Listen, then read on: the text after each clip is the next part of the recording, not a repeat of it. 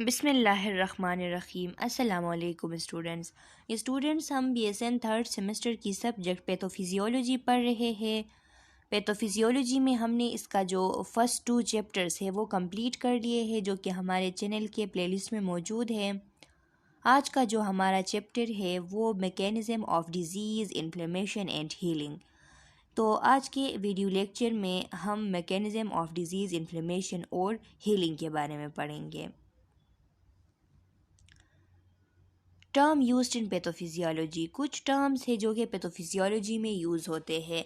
इनमें से कुछ पर्स जो है वो हमने फर्स्ट वीडियो लेक्चर में भी डिस्कस की थी। आज भी अगर उन टर्म्स में से कोई टर्म्स आ जाती है तो उसको डिस्कस करेंगे, और जितने भी टर्म्स है पैथोफिजियोलॉजी से रिलेटेड वो हम कंप्लीट करेंगे। तो पहला है पैथोजेनेसिस। पैथोजेनेसिस का क्या मतलब है स्टूडेंट्स? पैथो मींस डिजीज़ और जेनेसिस मींस डेवलपमेंट। तो डिजीज़ की जो डेवलपमेंट होती है उसको हम पैथोजेनेसिस कहते हैं। Disease develop in stages. Disease क्या होता है? डिज़ीज़ के मरहले होते हैं, डिज़ीज़ के डेवलप होने के स्टेजेस होते हैं। Infectious disease example incubation disease, convalescence. क्या होता है? हर एक डिज़ीज़ जो है उसके डेवलप होने के स्टेजेस होते हैं। अगर एक इन्फेक्शियस डिज़ीज़ है तो इन्फेक्शियस डिज़ीज़ के 3 स्टेजेस होते हैं। उसकी जब डेवलपमेंट होती है इन्फेक्शियस डिज़ीज़ की तो उसके 3 स्टेजेस होते हैं। एक स्टेज 1 जो है वो उसका इंक्यूबेशन होता है, मींस के उस पैथोजन के एंट्री से लेकर जो है फर्स्ट सिम्टम अपीयर होने से पहले का जो पीरियड होता है उसको हम इंक्यूबेशन पीरियड कहते हैं, और ये इन्फेक्शियस डिज़ीज़ का फर्स्ट स्टेज होता है। दूसरा स्टेज उसके डिज़ीज़ स्टेज होता है। डिज़ीज़ स्टेज मींस कि उसमें साइन सिम्टम्स जो है वो डेवलप हो चुकी होती है और एक डिज़ीज़ जो है उसकी पहचान हो चुकी होती है। तो इस स्टेज को हम डिज़ीज़ स्टेज कहते हैं। और जो इसका लास्ट स्टेज होता है वो कन्वेलेसेंस स्टेज होता है। कन्वेलेसेंस स्टेज में क्या होता है? वो जो डिज़ीज़ थी वो फिर दोबारा से जो साइन सिम्टम्स थे वो फिर दोबारा से वो रिड्यूस होते हैं और दोबारा से जो पेशेंट है वो रिकवरी की तरफ चला जाता है। तो ये थर्ड और लास्ट स्टेज होता है इन्फेक्शियस डिजीज़ का। पैथोफिजियोलॉजी क्या है? The study of the functional changes associated with a specific disease. कोई भी स्पेसिफिक डिजीज़ आ गई और उस स्पेसिफिक डिजीज़ की वजह से हमारे बॉडी का जो फंक्शन है, हमारा नॉर्मल फिजियोलॉजी है, उसमें जो जितने भी चेंजेस आए उनको स्टडी करने को हम पैथोफिजियोलॉजी कहते हैं। How the disease affect specific function of the body. किस तरह एक डिजीज़ ने हमारे बॉडी के स्पेसिफिक फंक्शंस को अफेक्ट किया, उनको हम पैथोफिजियोलॉजी में स्टडी करते हैं। सब्जेक्टिव फाइंडिंग्स क्या है? The patient symptoms describe by patient, the patient history. Subjective findings हम उन फाइंडिंग्स को कहते हैं जो कि पेशेंट हमें बताता है, जो कि पेशेंट डिस्क्राइब करता है। पेशेंट से हम जो हिस्ट्री लेते हैं, हिस्ट्री में पेशेंट जो कुछ हमें बताता है उसको हम सब्जेक्टिव फाइंडिंग्स कहते हैं, या उसको हम क्या कहते हैं? सिम्टम्स कहते हैं। ऑब्जेक्टिव फाइंडिंग्स क्या है? Health provider findings, the physical examination. जो फिज़िकल एग्जामिनेशन होती है, जो हेल्थ प्रोवाइडर, जो ऑब्जर्वर ख़ुद ऑब्ज़र्व करता है, उनको हम साइन कहते हैं या ऑब्जेक्टिव फाइंडिंग्स कहते हैं। Occurrence of A disease defined by 2 factor. जो डिज़ीज़ की अकरेंस होती है, जब डिज़ीज़ अकर होती है तो वो उसको हम 2 फैक्टर्स से डिफ़ाइन करते हैं। एक तो इंसिडेंस है और दूसरा प्रिवेलेंस है। अच्छा स्टूडेंट्स, इंसिडेंस क्या है? इंसिडेंस का मतलब ये है कि एक पर यूनिट ऑफ टाइम में कितने न्यू केसेस डेवलप हुए। फॉर एग्ज़ाम्पल, ये एक पॉपुलेशन है, पिशावर का आप ले ले। पिशावर में रिसेंटली जो है न्यू केसेस कितने डेवलप हुए एक टाइम पीरियड में। फॉर एग्ज़ाम्पल, इस साल में हम लेते हैं जो पिछला साल था 2021 में कितने न्यू केसेस जो है वो डेवलप हुए कोरोना के। तो ये क्या हुआ? ये एक इंसिडेंस हुआ। और प्रिवेलेंस क्या है? प्रिविलेंस जो है ये इसमें न्यू केसेस और ओल्ड केसेस दोनों दोनों इन्वॉल्व होते हैं एक पर यूनिट टाइम में। फॉर एग्ज़ाम्पल हम कहते हैं कि अभी 2022 जो है इसमें कि कोरोना के कितने ओल्ड केसेस है और कितने न्यू डेवलप है, तो दोनों को मिला के जब हम इसको दोनों को इंक्लूड करते हैं, न्यू और ओल्ड बोथ दोनों को, तो इसको हम कहते हैं prevalence of disease.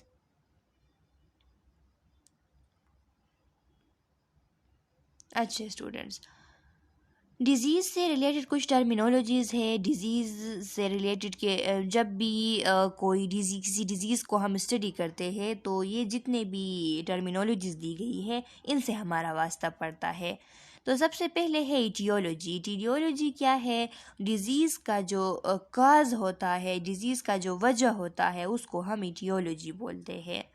Idiopathic disease, idiopathic disease कौन से डिजीज़ होते हैं? वो तमाम डिजीज़ जिनका जो इटियोलॉजी होता है, जिनका जो काज होता है वो मालूम नहीं होता, जिनका काज अननोन होता है, उन डिजीज़ को हम आइडियोपैथिक डिजीज़ कहते हैं। फॉर एग्ज़ाम्पल आइडियोपैथिक डिजीज़ कौन से हो सकते हैं स्टूडेंट्स? ये जो एक्यूट आइडियोपैथिक पॉलीन्यूराइटिस डिजीज़ है, एक्यूट आइडियोपैथिक पॉलीन्यूराइटिस डिजीज़, ये इसको हम गुलियन बेयर सिंड्रोम भी बोलते हैं। ये एक डिसऑर्डर होता है जिसमें जो रिफ्लेक्सेस होते हैं, जो रिफ्लेक्स एक्शन होते हैं हमारे बॉडी के, उनकी लॉस हो जाती है जिसकी वजह से पैरालिसिस हो जाता है। ख़ास करके इसकी बिगिनिंग जो है वो लेग्स से होती है ह्यूमन बीइंग के। तो इसकी वजह अभी तक किसी को मालूम नहीं है कि ये जो एक्यूट आइडियोपैथिक पॉलीन्यूराइटिस है ये क्यों होता है, इसकी वजह क्या है, तो ये अभी तक किसी को मालूम नहीं है। इसलिए हम इसको एक्यूट आइडियोपैथिक पॉलीन्यूराइटिस कहते हैं कि ये आइडियोपैथिक है, इसका काज जो है वो अननोन है।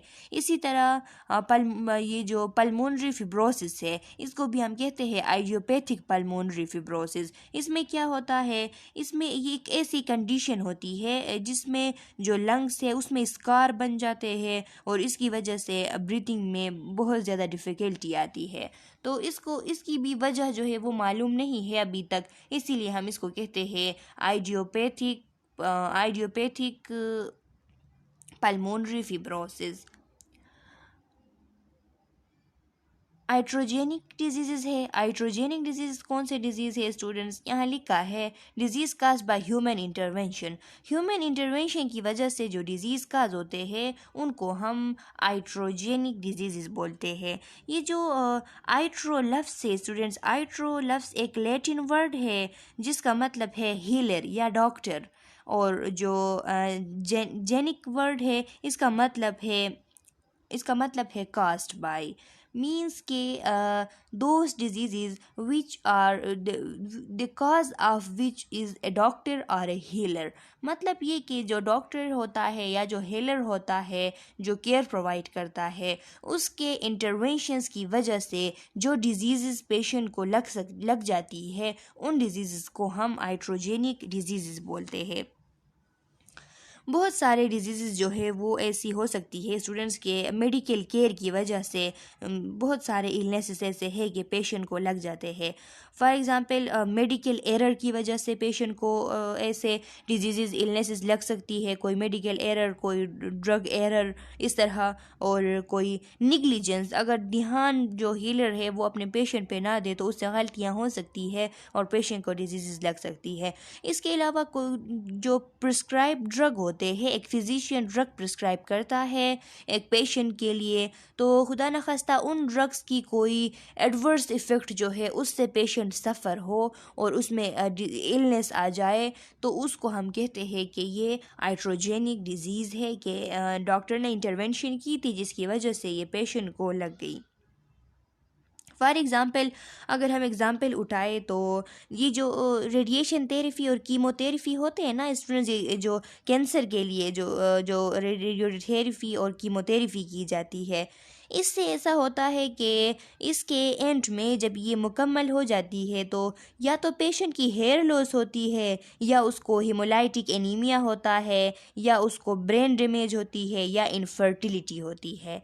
तो लास्ट में ये जो चीज़ें हैं ये में भी डेवलप हो सकती है पेशेंट को। तो अब ये इनफर्टिलिटी, ये ब्रेन डैमेज, ये हिमोलाइटिक एनीमिया और ये हेयर लॉस जो है, जो कि रेडिएशन थेरेपी और कीमोथेरेपी की वजह से पेशेंट को लग गए, इनको हम कहेंगे कि ये आइट्रोजेनिक डिजीज़ हैं। इसके बाद कंजेनिटल डिजीज़ है। कंजेनिटल डिजीज़ कौन से डिजीज़ होते हैं? वो तमाम डिजीज़ जो बर्थ में अकर होते हैं उनको हम कंजेनिटल डिजीज़ कहते हैं। बर्थ के टाइम में जो जितने भी डिजीज़ एक बच्चे में पाए जाते हैं उनको कंजेनिटल डिजीज़ कहते हैं। For example congenital heart disease में हम कहते हैं कंजेनिटल हार्ट डिजीज़, उसमें क्या आता है, या तो हार्ट में कोई होल होती है, या वाल्व प्रॉब्लम होती है, या ये जो सेप्टम होता है इसमें होल बन जाते हैं। तो ये कंजेनिटल हम इसलिए इनको इसलिए कहते हैं क्योंकि ये बर्थ से प्रेजेंट होते हैं बच्चे में। इसी तरह कंजेनिटल रूबेला सिंड्रोम है, कंजेनिटल साइटोमेगाला वायरस है। ये जो डिजीज़ होती है जो बर्थ से बच्चे में प्रेजेंट होती है इनको हम कंजेनिटल डिजीज़ बोलते हैं। रिमिशन वर्ड जो है स्टूडेंट्स, इसका मतलब ये है कि period when symptoms and signs of disease appears. वो पीरियड, वो टाइम जिसमें जो डिजीज़ के सिम्टम्स है और साइंस है वो अबेयर्स हो, यानी थोड़े कम हो, उस पीरियड को हम कहते हैं पीरियड ऑफ रिमिशन। इसके बाद है एग्जासर्बेशन। एग्जासर्बेशन किसे कहते हैं students? Period when symptoms and science increase. ये एक ऐसा पीरियड होता है जिसमें जो साइंस सिम्टम्स होते हैं वो सीवियर हो जाते हैं, वो इंक्रीज हो जाते हैं, इसको हम कहते हैं एग्जासर्बेशन। एग्जैसर्बेशन जो है स्टूडेंट्स, ये असल में एक इसको अगर हम जनरली डिफ़ाइन करें तो ये एक ऐसा प्रोसेस है जिसकी वजह से एक बेड सिचुएशन या एक प्रॉब्लम जो है वो मोर वर्सन हो जाती है, तो इसको हम कहते हैं प्रोसेस ऑफ एग्जैसर्बेशन। लेकिन जब मेडिकल वर्ड में, मेडिकल पॉइंट ऑफ व्यू से इसको हम डिफ़ाइन करें तो एग्जैसर्बेशन जो है, हम जो डिज़ीज़ की साइन सिम्टम्स की जो सीवियरिटी होती है उसको हम बोलते हैं एग्जैसर्बेशन। फॉर एग्ज़ाम्पल अगर आस्थमा को हम उठाएं, आस्थमा एक डिज़ीज़ है रेस्पिरेटरी, इसको अगर हम उठाएं तो जब आस्थमा के पेशेंट के सामने कोई पोल्यूशन, कोई एयर पोल्यूशन से उसकी एक्सपोजर हो जाए, एक आस्थमा के पेशेंट को एयर पोल्यूशन से अगर उसकी एक्सपोजर हो जाए तो उसको क्या होगी? शॉर्टनेस ऑफ ब्रीथ होगी, SOB जिसे हम कहते हैं, शॉर्टनेस ऑफ ब्रीथ होगी। तो ये क्या हुआ? ये एग्जासर्बेशन ऑफ द आस्थमा पेशेंट हुआ कि इसको इस पोल्यूशन की वजह से जो है इसके साइन सिम्टम्स इंक्रीज़ हुए, सीवियर हुए। तो इस किस्म की टर्म जो है ये एग्जासर्बेशन है कि एक ऐसा पीरियड जिसकी वजह से सिम्टम्स और साइंस जो है वो इंक्रीज़ हो। इसके बाद है एंडेमिक डिजीज़, एपिडेमिक डिजीज़ और पेंडेमिक डिजीज़। अच्छा स्टूडेंट्स, तो एंडेमिक डिजीज़ जो है उसके सामने लिखा है disease native to local area. ऐसे डिजीज़ जो नेटिव होते हैं एक लोकल एरिया में, एक लोकल एरिया में वो हैबिचुअली प्रेजेंट होते हैं, ऐसे डिजीज़ को हम एंडेमिक डिजीज़ कहते हैं।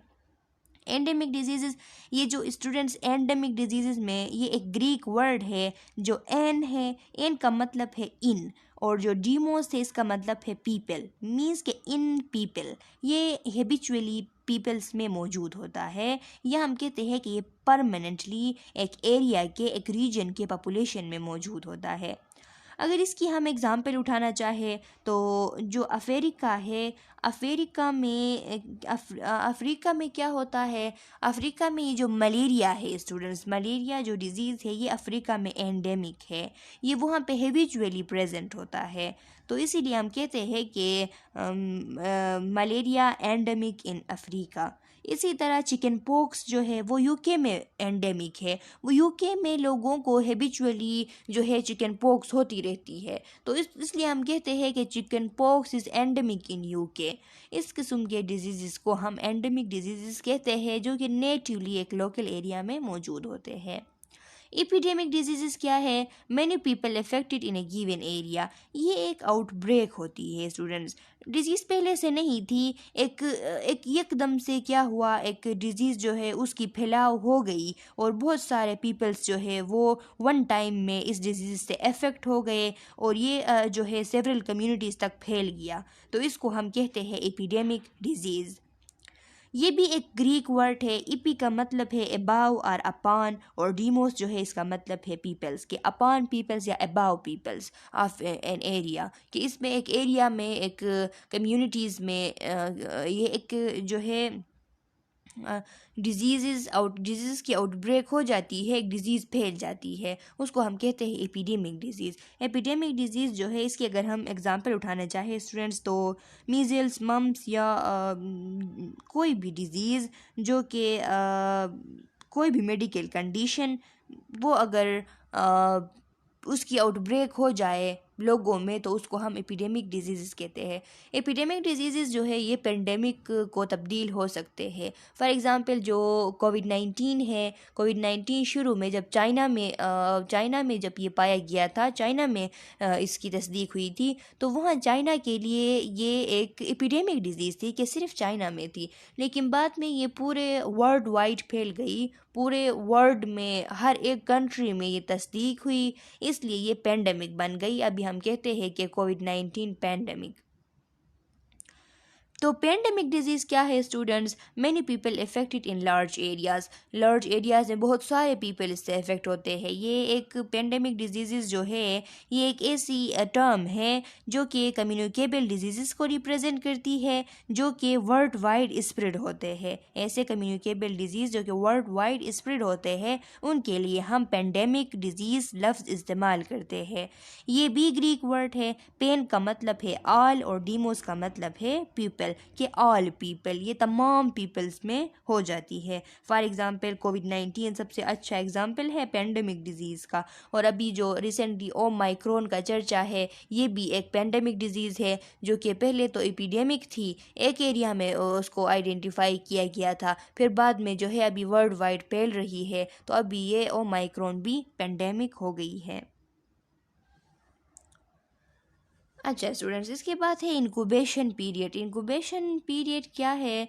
Latent period of disease before developing sign symptoms. ये एक पीरियड होता है, एक टाइम होता है एक डिज़ीज़ का जिसमें साइन सिम्टम्स जो है वो डेवलप नहीं हुई होती।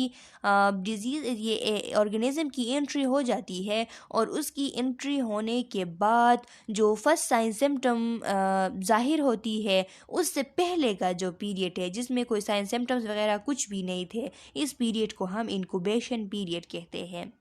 प्रोग्नोसिस है। प्रोग्नोसिस क्या है? Probability for recovery. प्रोग्नोसिस का मतलब ये है कि कितने चांसेस है कि पेशेंट जो है वो रिकवरी हो सकती है उसकी। मींस के बाज़ डिजीज़ की प्रोग्नोसिस पुअर होती है और बाज़ डिजीज़ की प्रोग्नोसिस जो है वो गुड होती है। प्रोग्नोसिस जो है ये क्या है? इसमें हम प्रिडिक्शन करते हैं। ये एक प्रिडिक्शन होता है, एक कोर्स ऑफ डिज़ीज़ का एक प्रिडिक्शन होता है कि हम पेशेंगोई करते हैं पहले से कि ये जो डिज़ीज़ है इसकी कोर्स कितनी होगी, ये जल्द ख़त्म होगी या नहीं, ख़त्म नहीं होगी, इसके ख़त्म होने के चांसेस नहीं है, कि किस तरह पेशेंट जो है वो रिकवर होगा। तो फॉर एग्ज़ाम्पल अगर हम एग्ज़ाम्पल उठाएं प्रोग्नोसिस की, तो हमारे साथ टू डिजीज़ है, एक है रेबीज़ और दूसरा है मीज़ल्स। दोनों वायरल डिजीज़ है। अब हम कहते हैं कि जो मीज़ल्स है इसकी प्रोग्नोसिस गुड है, क्योंकि ये एक इन्फेक्शियस डिजीज़ है, ये ख़त्म हो जाती है, इससे पेशेंट जो है वो जल्दी ठीक हो जाता है, इस वजह से हम कहते हैं कि इसकी प्रोग्नोसिस गुड है। और इसी के बरअक्स, इसके कंट्रास्ट हम कहते हैं कि रेबीज़ डिजीज़ जो है ये इसकी प्रोग्नोसिस पुअर है। वो क्यों? क्योंकि रेबीज़ एक इस किस्म का डिज़ीज़ होता है कि एक बार जब इसके साइन सिम्टम्स अपीयर होते हैं तो फिर जो पेशेंट है उसको तो बस सपोर्टिव ट्रीटमेंट दी जाती है, लेकिन वो फिर ठीक नहीं हो सकता। ये एक फेटल डिज़ीज़ होती है। इस वजह से हम कहते हैं कि रेबीज़ के जो पेशेंट होते हैं उनकी प्रोग्नोसिस पुअर होती है। मॉर्बिडिटी क्या है? जो डिज़ीज़ की जो डिज़ीज़ रेट है एक ग्रुप में, एक पॉपुलेशन में जो डिज़ीज़ की रेट होती है उसको हम मॉर्बिडिटी कहते हैं, और जो डेथ की रेट होती है एक ग्रुप में उसको हम मोर्टिलिटी कहते हैं। एपिडेमियोलॉजी है। एपिडेमियोलॉजी क्या है? How the disease occur and spread through an area. एक डिज़ीज़ किस तरह अकर हुई और फिर एक एरिया में वो किस तरह फैल गई, इसको हम कहते हैं एपिडेमियोलॉजी। कि एक डिज़ीज़ पैदा किस तरह हुई, कहाँ से पैदा हुई और किस तरह वो फैल रही है, इस बारे में स्टडी करने को एपिडेमियोलॉजी ऑफ ए डिज़ीज़ कहते हैं। Disease terminology. डिज़ीज़ की कुछ टर्मिनोलॉजीज़ हैं। कम्युनिकेबिलिटी है। कम्युनिकेबिलिटी क्या है students? Is the capacity to spread from one individual and cause disease in other. ये एक डिज़ीज़ की वो कैपेसिटी कि वो एक इंडिविजुअल से जो है एक इंडिविजुअल से दूसरे इंडिविजुअल में स्प्रेड हो जाती है, इसको हम बोलते हैं कम्युनिकेबिलिटी। कम्युनिकेबल डिजीज़ जो है स्टूडेंट्स, ये फॉर एग्ज़ाम्पल HIV हो गया, hepatitis A, hepatitis B, hepatitis C, measles, ये जितने भी डिजीज़ है ये कम्युनिकेबल डिजीज़ है। इनमें ये सलाहियत होता है, ये कैपेसिटी होती है कि ये एक इंडिविजुअल से दूसरे इंडिविजुअल को लग जाते हैं, तो इसको हम बोलते हैं कि ये जो कैपेसिटी होती है एक इंडिविजुअल से दूसरे इंडिविजुअल को लगने की, स्प्रेड होने की, इसको हम बोलते हैं communicability of A disease. Immunogenicity है। इम्यूनोजेनिसिटी क्या है? is the ability of pathogen to induce an immune response। Pathogen की वो सलाहियत जिसके ज़रिए वो एक इम्यून रिस्पॉन्स जो है वो इंड्यूस कर पाए, उस एबिलिटी को हम इम्यूनोजेनिसिटी कहते हैं। फॉर एग्ज़ाम्पल ये जो जितने भी वैक्सीन्स होते हैं उनमें एक पैथोजन को ही इंटर किया जाता है ना, उसकी जो टॉक्सिसिटी है उसको ख़त्म करके, तो फिर जब वो इंटर होते हैं तो वो इम्यून सिस्टम के रिस्पॉन्स को इंड्यूस करते हैं, एक इम्यून रिस्पॉन्स इंड्यूस करते हैं, इसलिए हम कहते हैं कि वो इम्यूनोजन है, वो इम्यूनोजन है, उनमें इम्यूनोजेनिसिटी है। इन्फेक्टिविटी क्या है? Enables pathogen to invade and multiply in susceptible host. ये क्या करता है? ये पैथोजन जो है उसकी वो सलाहियत जिसके ज़रिए वो एक होस्ट में इन्वेड दाखिल होती है और दाखिल होने के बाद मल्टीप्लाई होती है, जिस सलाहियत के ज़रिए वो दाखिल होती है और जिस सलाहियत के ज़रिए वो मल्टीप्लाई होती है होस्ट के अंदर, उस सलाहियत को हम इन्फेक्टिविटी कहते हैं। टॉक्सिजिनिसिटी क्या है? Is the ability to produce soluble toxins or endotoxins. ये एक कैपेसिटी होती है, एक एबिलिटी होती है माइक्रो ऑर्गेनिज़म की, जिसके ज़रिए वो टॉक्सिन्स और एंडोटॉक्सिन्स जो है वो रिलीज़ करती है, जो कि फिर जाके जो डिजीज़ की प्रोडक्शन होती है, उसकी डेवलपमेंट होती है, उसमें किरदार अदा करते हैं। तो इनकी टॉक्सिन्स और एंडोटॉक्सिन्स प्रोड्यूस करने की जो सलाहियत होती है माइक्रो ऑर्गेनिज़म्स में, उसको हम टॉक्सिजिनिसिटी बोलते हैं। ये जो एंडोटॉक्सिन्स है स्टूडेंट्स, ये जो डेड बैक्टीरियल सेल्स होते हैं, ख़ास करके ग्राम नेगेटिव बैक्टीरिया के जो डेड सेल होते हैं, वो एंडोटॉक्सिन सिक्रीट करते हैं। वायरुलेंस क्या है? Virulence is the pathogen's capacity to cause disease. Measles virus has low virulence while rabies virus is highly virulent।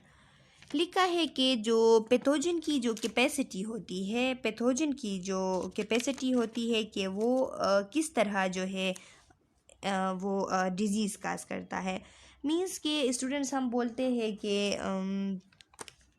हम इसको अच्छे से अगर डिफ़ाइन करना चाहे वायरुलेंस को, तो हम इस तरह डिफ़ाइन करते हैं कि virulence is the degree of pathogenicity of a pathogen. जो पैथोजन की पैथोजेनिसिटी होती है, पैथोजेनिसिटी क्या है? पैथोजेनिसिटी उसकी जो सलाहियत है जिसके ज़रिए वो डिज़ीज़ पैदा करती है, तो उसकी सलाहियत कितनी है, किस डिग्री पे है, उस डिग्री को स्टडी करने को हम वायरुलेंस बोलते हैं। मतलब ये कि वायरुलेंस में हम डिग्री देखते हैं कि पैथोजन की पैथोजेनिसिटी की डिग्री कितनी है, वो हाईली पैथोजेनिसिटी उसमें है या लोली पैथोजेनिसिटी उसमें है। तो हम इसको इस तरह भी डिफ़ाइन करते हैं कि ability to cause severe disease, एक पैथोजन की वो एबिलिटी कि जिसके ज़रिए वो डिज़ीज़ सीवियर डिजीज़ काज कर सके, उसको हम वायरुलेंस बोलते हैं। लेकिन बेस्ट डिफिनीशन यही है कि virulence is the degree of pathogenicity of a pathogen, कि ये इस वायरुलेंस जो है वो पैथोजन के पैथोजेनिसिटी की डिग्री है कि कितनी सीवियर इन्फेक्शन जो है वो एक पैथोजन काज करता है। फॉर एग्ज़ाम्पल हम बोलते हैं कि मीज़ल्स का जो वायरस है ये लो वायरुलेंट है, वाइल जो रेबीज़ का वायरस है ये हाईली वायरुलेंट है।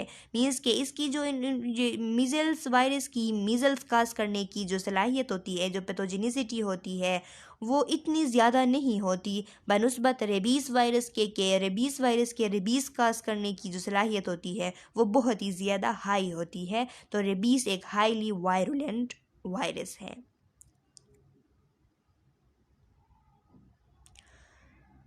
प्री डिस्पोजिंग फैक्टर्स, जो रिस्क फैक्टर्स होती है स्टूडेंट्स, इनको हम बोलते हैं प्री डिस्पोजिंग फैक्टर्स। इनकी वजह से क्या होता है, इनकी वजह से एक डिज़ीज़ के सामने एक पेशेंट जो है वो एक उसकी इस तरह कंडीशन बन जाती है कि चांसेस उसको हो जाते हैं कि वो इस वजह से उसमें डिजीज़ काज हो सकते हैं। तो एज के लिहाज से क्या है, young are prone to accident, जो योंग पीपल्स होते हैं वो ज़्यादा प्रोन होते हैं कि उनको एक्सीडेंट्स वगैरह ज़्यादा होती है। क्यों? क्योंकि उनको एक्सपीरियंस नहीं होती, लेक ऑफ एक्सपीरियंस होता है योंग पीपल्स को, इसलिए वो एक्सीडेंट्स का ज़्यादातर शिकार होते हैं। Getting diseases such as diabetes, heart disease and certain cancers increase with age.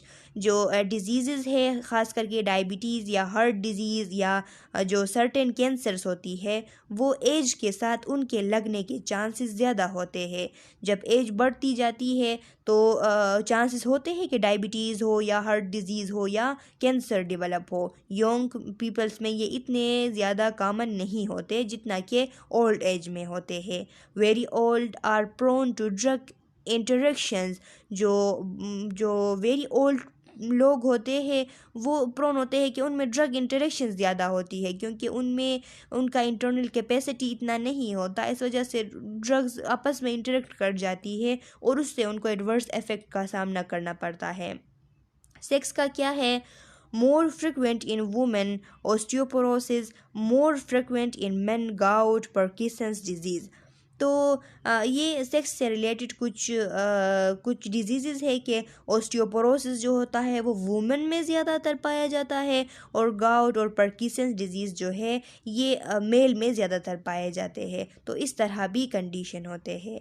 Life style का क्या है, example of harmful life style, कुछ लाइफ स्टाइल हार्मफुल होते हैं। फॉर एग्जांपल ओक्यूपेशन किस तरह की ओक्यूपेशन, एक बंदा है जो कि इंडस्ट्री में काम करता है, इंडस्ट्री में उसका दिन गुजरता है, उसमें कार्बन मोनोऑक्साइड वगैरह ये जो जितने भी टॉक्सिक गैसेस है वो ज़्यादा यूज़ होते हैं, उनका उसके साथ एक्सपोजर ज़्यादा होता है। तो फिर ये उसके लिए क्या है, एक हार्मफुल लाइफ स्टाइल है कि उसकी जो हेल्थ है उसके लिए रिस्क फैक्टर है, उसको डिजीज़ अभी लग सकते हैं, उसको लंग कैंसर हो सकती है। स्मोकिंग एक ऐसी लाइफ स्टाइल है, एक ऐसी थ्रेट है कि जिसकी वजह से लंग कैंसर, माउथ कैंसर वगैरह जितने भी जो कैंसर्स है वो उसके चांसेस है, क्योंकि इसमें कितने ज़्यादा जो है वो कार्सिनोजेंस पाए जाते हैं सिगरेट स्मोक के अंदर।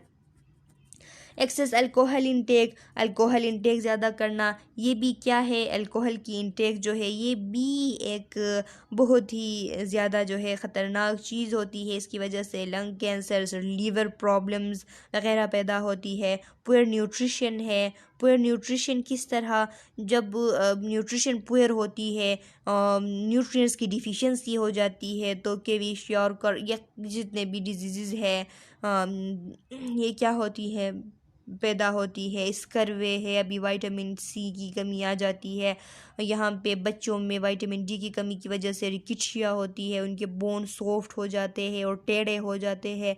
बड़ों में ऑस्टियोमलेशिया है जिसमें बोन की सॉफ्टनेस हो जाती है और फिर वो फ्रैक्चर हो जाते हैं। तो ये पुअर न्यूट्रिशन की वजह से पैदा होने वाली डिजीज़ होते हैं। सेडेंट्री एक्टिविटी, जब पेशेंट जो है वो उसकी एक्टिविटी सेडेंट्री होती है, मींस कि वो सेडेंट्री लाइफ स्टाइल उसका है, एक्सरसाइज नहीं कर रहा, तो उसको डायबिटीज़, ओबेसिटी, हार्ट प्रॉब्लम्स होने के चांसेस जो है वो ज़्यादा है। इन्वायरमेंट का क्या है, अगर एक पेशेंट का, एक बंदे का, एक पर्सन का इन्वायरमेंट जो है वो एयर पोल्यूशन से भरा है, ट्रैफिक पुलिस जो होते हैं उसमें क्या होता है, वो हमेशा ट्रैफिक को रोकने के लिए रोड्स पे खड़े होते हैं। तो जितने भी गैसेस जो हार्मफुल ये जितने भी ऑटोमोबाइल से इनसे निकलते हैं, तो उनसे उनको बहुत ज़्यादा रिस्पायरेटरी जो प्रॉब्लम्स है वो डिवेलप होती है। इसी तरह वाटर पोल्यूशन, अगर किसी एरिया में कंसिस्टेंटली वाटर पोल्यूशन है तो उसकी वजह से वहाँ के लोगों में मुख्तलिफ़ किस्म के जीआई प्रॉब्लम्स डिवेलप होते हैं, और फिर वो जीआई प्रॉब्लम्स जो है कभी कभी डायरिया इतनी सीवियर हो जाती है कि उसकी वजह से कितनों की डेथ हो जाती है। तो ये इन्वायरमेंटल रिस्क फैक्टर्स है। पुअर लिविंग कंडीशन, अगर पुअर लिविंग कंडीशन है मींस के घर नहीं है, पुअर हाउसिंग वगैरह है, हाइजीन नहीं है, तो इस किस्म के कंडीशन से जो है ये भी रिस्क फैक्टर है हेल्थ के लिए। एक्सेसिव नॉइस, अगर एक्सेसिव नॉइस है इन्वायरमेंट में तो ये भी एक रिस्क फैक्टर है कि एक्सेसिव नॉइस की वजह से हियरिंग लॉस हो जाती है, जिसे हम कहते हैं नॉइस इंड्यूस्ड हियरिंग लॉस। तो ये एक NIH जिसे हम कहते हैं, तो ये हियरिंग लॉस हो जाती है एक्सेसिव नॉइस की वजह से। इसके अलावा जो कंसिस्टेंटली एक्सपोजर होता है लाउड नॉइज़ को, उसकी वजह से हाई ब्लड प्रेशर भी हो सकती है, हार्ट प्रॉब्लम भी हो सकते हैं, और स्लीप डिस्टर्बेंस और स्ट्रेस भी डेवलप हो सकती है। क्रोनिक साइकोलॉजिकल स्ट्रेस है। क्रोनिक साइकोलॉजिकल स्ट्रेस किसे कहते हैं स्टूडेंट्स, ये एक कंसिस्टेंटली अगर सेंस ऑफ फीलिंग हो प्रेशर का, या कंसिस्टेंटली बंदा अपसेट हो, उस पर प्रेशर का फीलिंग हो कि काम ज़्यादा हो या कोई भी ओवरवेल्म्ड हो जाए एक बंदा, तो over long period of time के लिए अगर उसके साथ ये बार बार हो रहा है तो ये भी एक रिस्क फैक्टर है कि उसको मुख्तलिफ़ किस्म के साइकोलॉजिकल प्रॉब्लम जो है वो डेवलप हो सकते हैं। हेरिडिटी है। हेरिडिटी क्या है, डील्स विद जेनेटिक प्रिडिस्पोजिशन इनहेरिटेंस। इसमें क्या होता है, जेनेटिक प्रिडिस्पोजिशन होती है कि पेशेंट को जेनेटिकली कोई रिस्क होता है, उसके जीन में कोई प्रॉब्लम होती है। Genetic predisposition plus certain type of environment is equal to mental retardation, lung cancer, ETC। एक तो जेनेटिक प्रिडिस्पोजिशन के जीन में मसला है, दूसरा इसके ऊपर अगर इन्वायरमेंट भी उसका सही नहीं हुआ तो फिर क्या होगा, मेंटल रिटार्डेशन, लंग कैंसर वगैरह डेवलप होंगे। फॉर एग्ज़ाम्पल 2 पेशेंट्स थे हमारे साथ, दोनों को जेनेटिकली जो है उनके जीन में प्रॉब्लम है, लेकिन एक पेशेंट जो है उसकी इन्वायरमेंट, उसकी जो लाइफ स्टाइल है वो बेहतर है बनस्बत दूसरे पेशेंट के, कि उसको जो है for example bar bar smoking जो है उसके कंसिस्टेंटली वो एक्सपोज है स्मोकिंग को, तो अभी लंग कैंसर जो है वो इन दोनों में से वो बंदा जिसको कंसिस्टेंटली स्मोकिंग को वो एक्सपोजर है उसको लंग कैंसर होगी इस दूसरे के बनस्बत। तो एक तो जेनेटिक प्रिडिस्पोजिशन प्लस अगर certain type of environmental factors आ जाए तो इससे पेशेंट को जो है वो कॉम्प्लिकेशंस का हो सकती है, ये एक रिस्क है।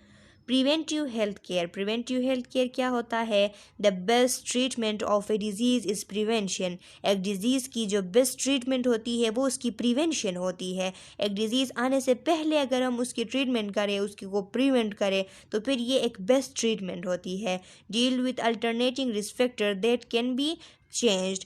इस हम किस तरह प्रिवेंशन करेंगे, हम जो अल्टरनेटिंग रिस्क फैक्टर्स है इनको मालूम करेंगे और इनको ख़त्म करेंगे। रिस्क फैक्टर्स को जब हम ख़त्म करेंगे तो हमें डिज़ीज़ जो है वो नहीं लग सकती, हम डिज़ीज़ को प्रिवेंट कर सकते हैं। अच्छा स्टूडेंट्स, होम्योस्टेसिस क्या है, डिफिनीशन इसकी दी गई है, इंटरनल कॉन्स्टेंसी या स्टेबल इंटरनल इन्वायरमेंट। इसको हम क्या कहते हैं, इसको हम होम्योस्टेसिस कहते हैं। कि with respect to outer environment हमारा जो बॉडी है वो हमारे इंटरनल इन्वायरमेंट को मेंटेन रखता है। A body in balance is in homeostasis. जब एक बॉडी बैलेंस में होती है तो हम कहते हैं कि ये होम्योस्टेसिस में है। Homeostatic regulation work by using feedback loop. जो होम्योस्टेटिक रेगुलेशन होता है ये फीडबैक मैकेनिज़म्स के थ्रू होता है। फीडबैक मैकेनिज़म्स क्या है? फीडबैक मैकेनिज़्म के 3 कंपोनेंट्स होते हैं, रिसेप्टर्स होते हैं, कंट्रोल सेंटर होती है और इफेक्टर्स होते हैं। रिसेप्टर्स जो है वो चेंजेस को रिसीव करते हैं, कंट्रोल सेंटर को वो जो है सेंड कर देते हैं, कंट्रोल सेंटर उसको एनालाइज करती है और फिर उसके ज़रिए जो इफेक्टर्स है उसको मैसेज जो है वो पहुंच जाती है और इफेक्टर्स इस किस्म की एक्शन करती है कि जो कंडीशन, जो स्टिमुलस था, जो चेंजेस आई थी वो फिर नॉर्मल कंडीशन को पहुंच जाती है। अब जो फीडबैक मैकेनिज़्म है वो कितने हैं? उसके 2 टाइप ऑफ फीडबैक मैकेनिज़म्स है। फीडबैक लूप्स 2 टाइप होते हैं, एक नेगेटिव फीडबैक है, दूसरा पॉजिटिव फीडबैक है। नेगेटिव फीडबैक क्या होती है? Restores any change back to normal. ये क्या करती है? जो चेंजेस होता है, जो भी कोई भी चेंजेस आई है बॉडी में उसको दोबारा नॉर्मल की तरफ ले जाती है। इसको हम कहते हैं negative feedback mechanism. Resembles teeter totter. जो टीटर टूटर होता है उसको रिजेंबल करता है। अच्छा, चलिए, टीटर टूटर मीन्स ये कि जब एक साइड पे इंक्रीज़ हो जाती है तो दूसरा चीज़ आके उसको डिक्रीज़ कर देता है। फॉर एग्ज़ाम्पल जो हमारे जो ग्लूकागॉन और इंसुलिन हार्मोन है, जब इंसुलिन हार्मोन इन्हेंस हो जाती है तो फिर वो शुगर को डाउन कर देता है और जब शुगर डाउन हो जाती है तो ग्लूकागॉन हार्मोन जो है वो प्रोड्यूस हो जाती है और वो फिर दोबारा से शुगर को जो है ब्लड में मेंटेन कर देता है। या कभी ब्लड में शुगर बहुत ज़्यादा हो जाती है तो इंसुलिन आके उसको कम कर देता है। तो ये एक दूसरे के लिए टीटर टूटर की तरह काम करते हैं। एक इंक्रीज़ होता है तो दूसरा डिक्रीज़ कर देता है। तो नेगेटिव फीडबैक हमारे साथ टीटर टूटर की तरह एक फीडबैक होती है। स्टेबलाइजिंग ये बॉडी को स्टेबल रखती है और ये मोस्ट कॉमन होती है। एमसीक्यूज़ पॉइंट ऑफ व्यू के लिए याद रखिए कि फीडबैक मैकेनिज़्म में से जो नेगेटिव फीडबैक है ये मोस्ट कॉमन होती है। पॉजिटिव फीडबैक क्या है? Exaggerated the change. ये क्या करता है? एग्जाजरेट्स द चेंज, कि चेंज को और बढ़ाता है। एग्जाजरेट्स का मतलब क्या है? बढ़ाना। जब चेंज आ जाती है तो ये नेगेटिव फीडबैक की तरह नहीं है, उसमें टीटर टूटर है कि वो एक बढ़ जाता है, चेंज आ जाती है तो दूसरा आके इसको डिक्रीज़ कर देता है। यहाँ ऐसा नहीं होता, एक चेंज आ जाती है तो उसको दूसरा चेंज आके और बढ़ा देता है। Resembles domino effect. जो डोमिनो इफेक्ट होता है ये उसकी तरह होता है। डोमिनो इफेक्ट में क्या होता है? डोमिनो इफेक्ट में जो एक चीज़ अगर इंक्रीज़ हो जाती है तो दूसरा इसको और इंक्रीज़ करता है, इसको हम डोमिनो इफेक्ट बोलते हैं। तो अब ये एमसीक्यूज़ बन सकती है कि डोमिनो इफेक्ट कौन सा फीडबैक मैकेनिज़्म है, तो आप लोग लिखेंगे कि पॉजिटिव फीडबैक मैकेनिज़्म है।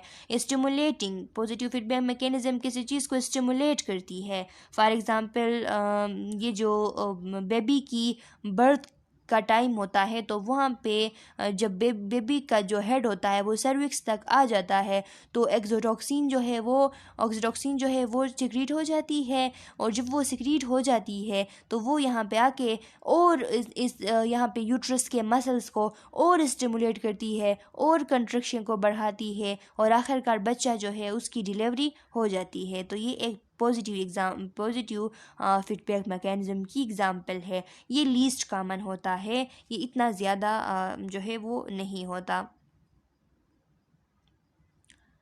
Cell damage is the main reason to loss homeostasis. जब कभी होम्योस्टेसिस की लॉस हो जाती है तो उसके रिज़ल्ट में सेल डैमेज हो जाती है।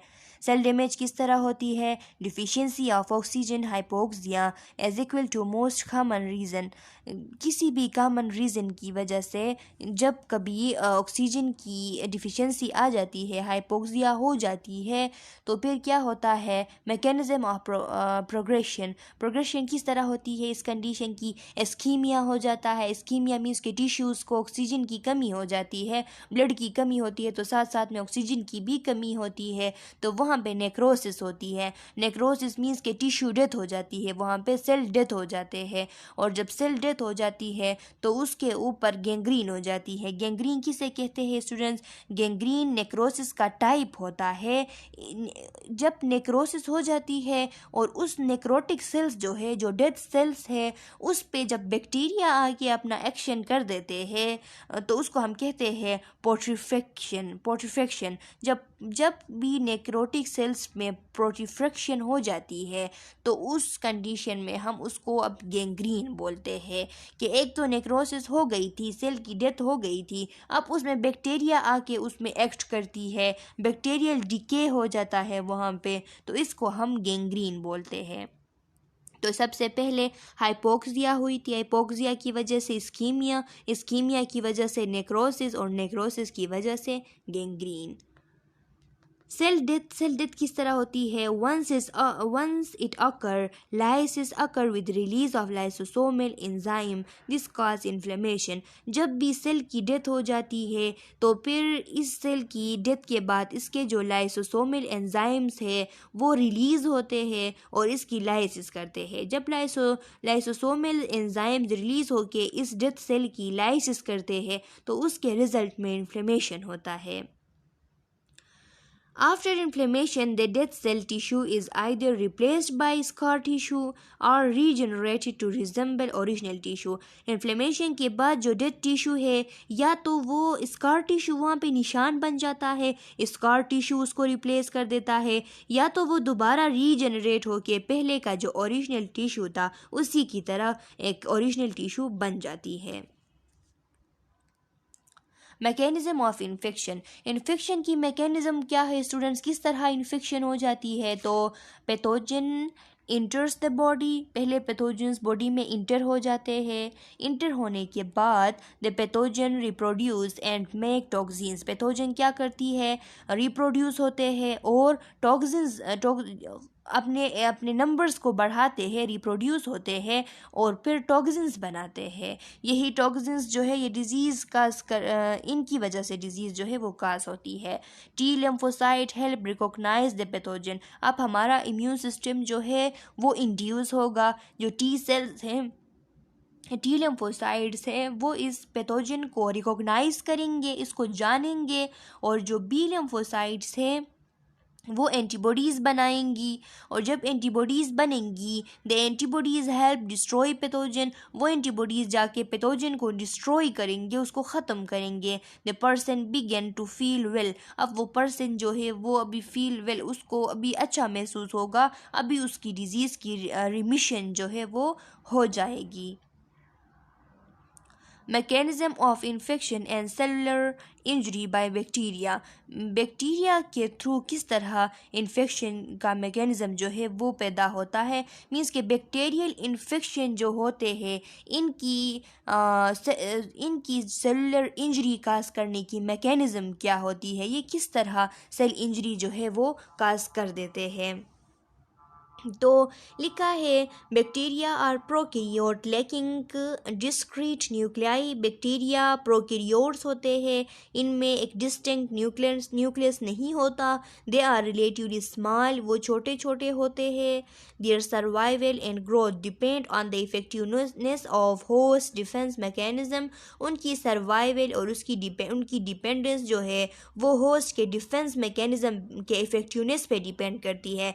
अगर होस्ट का इम्यून सिस्टम स्ट्रॉन्ग है तो फिर वो कुछ नहीं कर पाएंगे, वो किल हो जाएंगे। लेकिन अगर पेशेंट जो है वो इम्यूनो कॉम्प्रोमाइज़ है तो अब ये जो है इनकी इफेक्टिवनेस होगी और ये पेशेंट पे गालिब आ जाएंगे। And on the bacterium's ability to resist these defences. और इस पे भी डिपेंड करता है कि ऑर्गेनिज्म जो है वो कितना ताकतवर है, उसमें कितनी एबिलिटी है कि वो इन डिफेंसेस को रेजिस्ट करे, इम्यून सिस्टम के डिफेंसेस को किस तरह रेजिस्ट करे, इस पे भी डिपेंड करता है। Some bacteria have coating that protect them from phagocytosis. बास बैक्टीरिया जो होते हैं उनमें कोटिंग होता है जिसे हम कहते हैं बैक्टीरियल कैप्सूल। तो बैक्टीरियल कैप्सूल जो होता है स्टूडेंट्स, ये एक प्रोटेक्टिव आउटर लाइनिंग होती है। ये मोस्ट कॉमनली जो ग्राम नेगेटिव बैक्टीरिया होते हैं उनमें ज़्यादातर होता है। फॉर एग्जांपल ये जो नेजेरिया मेनिंजाइटिस है, ये एसाइडोबैक्टर बाउमेनी है, ये क्लेप्सिला निमोनी है, इनमें जो है ये कैप्सूल पाया जाता है जो कि उनको फेगोसाइटोसिस जो है हमारे WBCs की एक्शन जो है फेगोसाइटोसिस जो एंगल्फमेंट है इनकी, इससे बचा लेता है। These coatings include polysaccharide covering for the pneumococcus, the waxy capsule surrounding the tubercle bacillus, and the M protein cell wall of the streptococcus। ये जो प्रोटेक्टिव कोटिंग होते हैं इनमें जो नीमोकोकस होता है उसका जो प्रोटेक्टिव कवरिंग है वो पॉलीसेक्राइड का बना होता है, और जो ट्यूबरकल बेसिलस होता है इसका जो कैप्सूल होता है वो वैक्सी कैप्सूल होता है, और जो स्ट्रेप्टोकोकस होता है इसका M प्रोटीन सेल वॉल होता है जो कि इन सबको फेगोसाइटोसिस से बचा देते हैं। Other bacteria survive and proliferate in the body, और दूसरे बैक्टीरिया जो है वो क्या करते हैं, सर्वाइव करते हैं और हमारे बॉडी में प्रोलिफरेट यानी उनकी रिप्रोडक्शन जो है वो हो जाती है। किस तरह? By producing haemolysins. वो क्या करते हैं? हीमोलाइसिन्स प्रोड्यूस करते हैं, ल्यूकोसिडीन्स प्रोड्यूस करते हैं, कोगुलेसिस प्रोड्यूस करते हैं, एक्सोटॉक्सिन्स प्रोड्यूस करते हैं, एंडोटॉक्सिन्स प्रोड्यूस करते हैं जो कि सेल इंजरी और टिश्यू इंजरी काज कर देते हैं। तो ये जो जितने भी केमिकल्स है स्टूडेंट्स, फॉर एग्जांपल हीमोलाइसिन जो है ये लिपिड और प्रोटीन का बना एक चीज़ होता है जो कि रेड ब्लड सेल की लाइसिस करता है, उनके सेल मेम्ब्रेन को डिसरप्ट कर देता है, और सेल मेम्ब्रेन को डिसरप्ट करने के बाद उनकी लाइसिस कर देता है। तो इसके ज़रिए बैक्टीरिया सेल इंजरी काज करते हैं। ल्यूकोसाइडीन्स है, ल्यूकोसाइडीन्स ये एक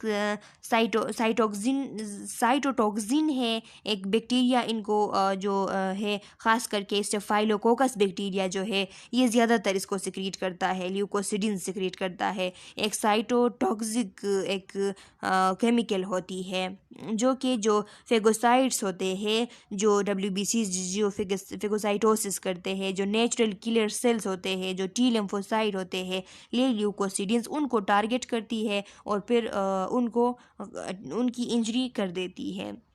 कोगुलेसिस है, कोगुलेसिस जो है स्टूडेंट्स ये भी बैक्टीरिया जो है उनको फेगोसाइटोसिस से बचाते हैं, उसको सेपरेट करते हैं, और जो डिफेंस जो होता है होस्ट का उससे उसको अलहदा रखते हैं, सेपरेट रखते हैं। इसकी वजह से ये जो कोगुलेसिस है इनकी वजह से जो बैक्टीरियम है वो मोर वायरुलेंट बनता है। जो बैक्टीरिया कोगुलेसिस प्रोड्यूस करते हैं वो मोर वायरुलेंट होते हैं क्योंकि ये होस्ट के जो डिफेंस सिस्टम्स है उनसे उसको बचाता है।